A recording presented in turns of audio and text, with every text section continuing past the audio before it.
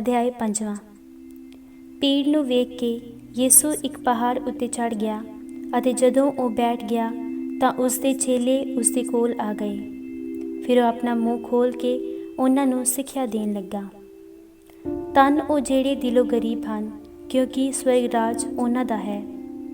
ਧੰਨ ਉਹ ਜਿਹੜੇ ਸੋਗ ਕਰਦੇ ਹਨ, ਕਿਉਂਕਿ ਉਹ ਦਿਲਾਸਾ ਪਾਉਣਗੇ। ਧੰਨ ਉਹ ਜਿਹੜੇ ਹਲੀਮ ਹਨ, ਕਿਉਂਕਿ ਉਹ ਧਰਤੀ ਦੇ ਵਾਰਸ ਹੋਣਗੇ। ਧੰਨ ਉਹ ਜਿਹੜੇ ਧਾਰਮਿਕਤਾ ਦੇ ਭੁੱਖੇ ਅਤੇ ਪਿਆਸੇ ਹਨ, ਕਿਉਂਕਿ ਉਹ ਰਜਾਏ ਜਾਣਗੇ। ਧੰਨ ਉਹ ਜਿਹੜੇ ਦਇਆਵਾਨ ਹਨ, ਕਿਉਂਕਿ ਉਹਨਾਂ ਉੱਤੇ ਦਇਆ ਕੀਤੀ ਜਾਵੇਗੀ। ਧੰਨ ਉਹ ਜਿਹੜੇ ਦਿਲ ਦੇ ਸ਼ੁੱਧ ਹਨ, ਕਿਉਂਕਿ ਉਹ ਖੁਦਾ ਦਾ ਦਰਸ਼ਨ ਕਰਨਗੇ। ਧੰਨ ਉਹ ਜਿਹੜੇ ਸੁਲ੍ਹਾ ਕਰਾਉਂਦੇ ਹਨ, ਕਿਉਂਕਿ ਉਹ ਖੁਦਾ ਦੇ ਪੁੱਤਰ ਅਖਵਾਉਣਗੇ। ਧੰਨ ਉਹ ਜਿਹੜੇ ਧਾਰਮਿਕਤਾ ਦੇ ਕਾਰਨ ਸਤਾਏ ਜਾਂਦੇ ਹਨ, ਕਿਉਂਕਿ ਸਵਰਗ ਰਾਜ ਉਹਨਾਂ ਦਾ ਹੈ।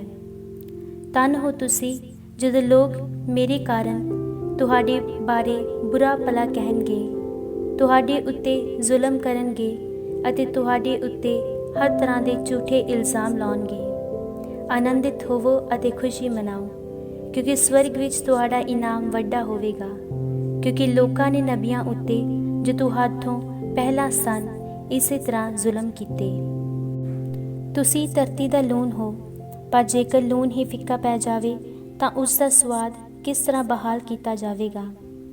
ਉਹ ਕਿਸੇ ਕੰਮ ਦਾ ਨਹੀਂ ਰਹਿ ਜਾਂਦਾ, ਸਿਵਾਏ ਇਸ ਦੇ ਕਿ ਉਸ ਨੂੰ ਬਾਹਰ ਸੁੱਟ ਦਿੱਤਾ ਜਾਵੇ ਅਤੇ ਉਹ ਲੋਕਾਂ ਦੇ ਪੈਰਾਂ ਹੇਠ ਮਿਧਿਆ ਜਾਵੇ। ਤੁਸੀਂ ਸੰਸਾਰ ਦਾ ਚਾਨਣ ਹੋ। ਪਹਾੜ ਉੱਤੇ ਬਣਿਆ ਸ਼ਹਿਰ ਲੁਕ ਨਹੀਂ ਸਕਦਾ। ਨਾ ਹੀ ਲੋਕ ਦੀਵਾ ਬਾਲ ਕੇ ਟੋਪੇ ਥੱਲੇ ਰੱਖਦੇ ਹਨ, ਸਗੋਂ ਦੀਵਾਕੇ ਉੱਤੇ ਰੱਖਦੇ ਹਨ ਅਤੇ ਉਹ ਘਰ ਵਿੱਚ ਸਾਰੇ ਲੋਕਾਂ ਨੂੰ ਚਾਨਣ ਦਿੰਦਾ ਹੈ।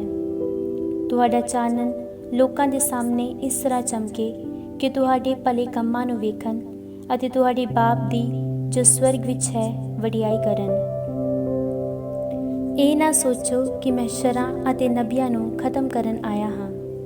ਮੈਂ ਉਹਨਾਂ ਨੂੰ ਖਤਮ ਕਰਨ ਲਈ ਨਹੀਂ, ਸਗੋਂ ਪੂਰਾ ਕਰਨ ਆਇਆ ਹਾਂ।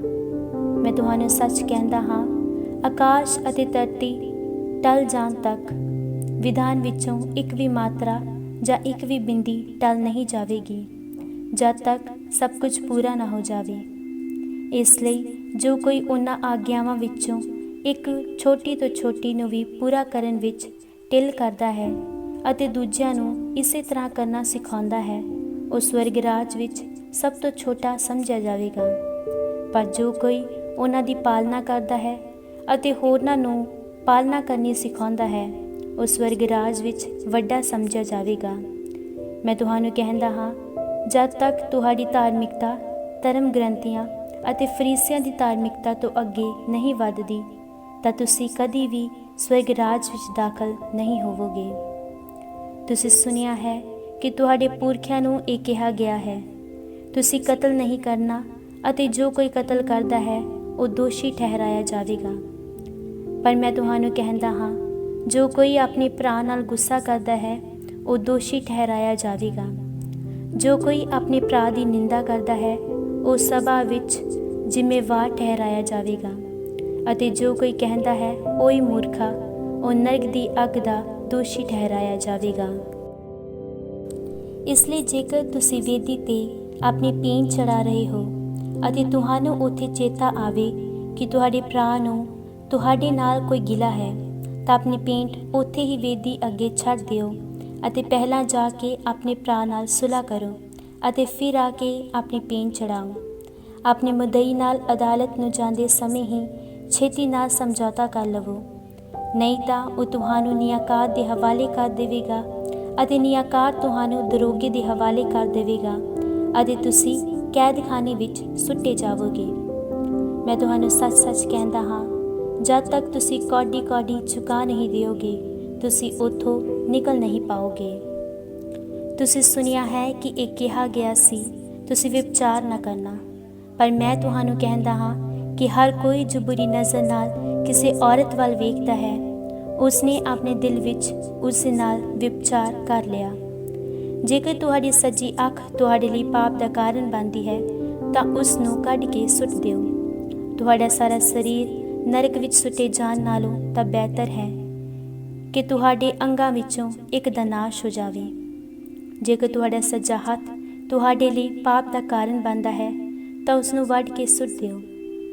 ਤੁਹਾਡਾ ਸਾਰਾ ਸਰੀਰ ਨਰਕ ਵਿੱਚ ਸੁੱਟੇ ਜਾਣ ਨਾਲੋਂ ਬਿਹਤਰ ਇਹ ਹੈ ਕਿ ਤੁਹਾਡੇ ਅੰਗਾਂ ਵਿੱਚੋਂ ਇੱਕ ਦਾ ਨਾਸ਼ ਹੋ ਜਾਵੇ।